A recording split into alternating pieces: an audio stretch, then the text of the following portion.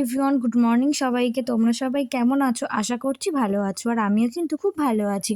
আজকের ব্লগটা কিসের ওপর হচ্ছে সেটা কিন্তু তোমরা টাইটেল থাম্বনেল থেকে বুঝতেই পেরেছো।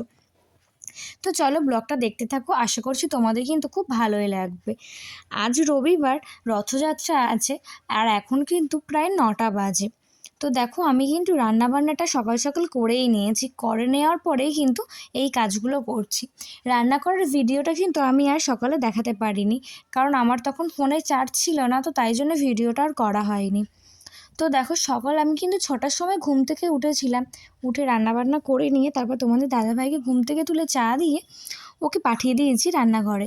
আর তারপরে এই ঘরটা আমি গুছিয়ে নিচ্ছি, বেড কভারটা চেঞ্জ করব, আর টেবিল ক্লথগুলো পাল্টাবো।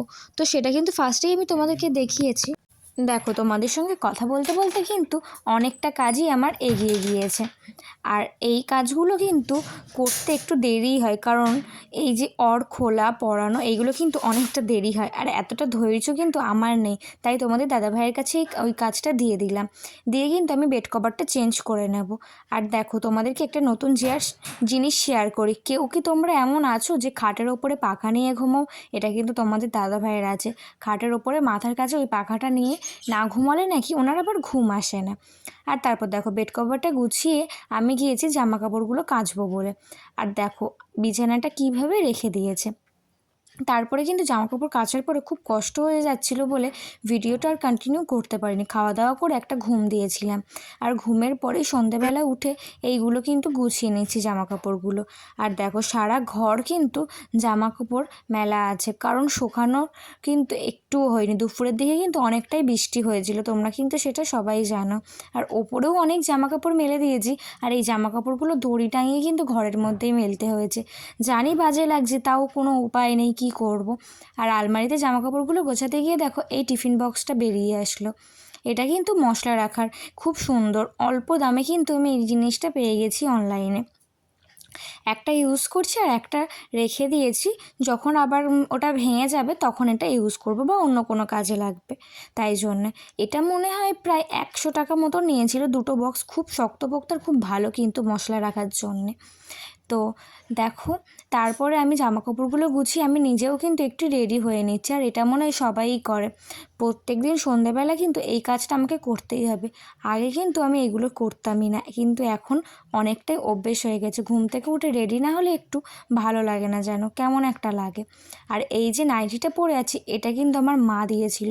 নতুন নাইটি বা নতুন জামাকাপড় পরতে কিন্তু খুব ভালোই লাগে। আর এই সিঁদুরটা বিয়ের সময় আমার শ্বশুরমশাই আমাকে দিয়েছিল, এতেই কিন্তু আমি সিঁদুরটা পরি। সিঁদুর কৌটোটা কিন্তু আমার খুব পছন্দ হয়েছে। আর তারপরেই কিন্তু তোমাদের দাদাভাই এসে বললো চলো একটু রথের মেলা থেকে ঘুরে আসি।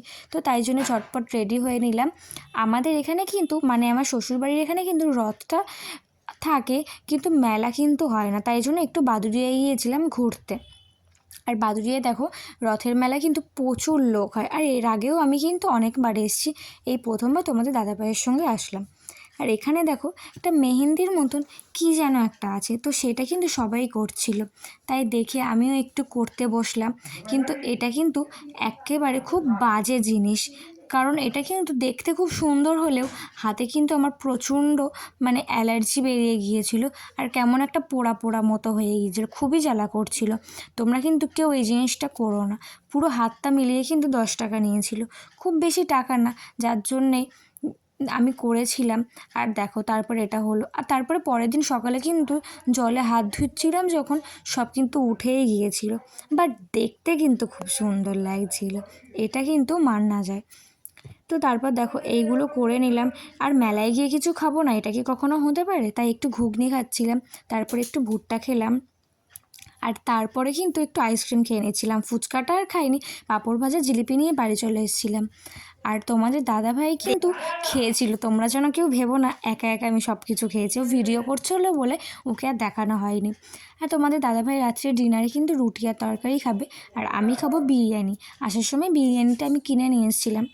তো তোমরা কে কে বিরিয়ানি খেতে ভালোবাসো সেটা কিন্তু আমাকে কমেন্ট করে জানিও। আর আমি কিন্তু চিকেন বিরিয়ানি খেতে বেশি ভালোবাসি, মটন বিরিয়ানি কিন্তু আমার খেতে ভালো লাগে না, এবং মটনটাও কিন্তু আমার ভালো লাগে না, চিকেনটা আমার খুব ভালো লাগে। তোমরা কে কে আমার মতন চিকেন লাভার সেটা কিন্তু কমেন্ট করে জানিও। তো তারপর দেখো খাওয়া দাওয়া করে নেব। তো ভিডিওটা এই পর্যন্তই থাকলো। ভিডিওটা ভালো লাগলে একটা লাইক, শেয়ার, কমেন্ট করতে ভুলো না। দেখা হবে নেক্সট কোনো ব্লগে। বাই।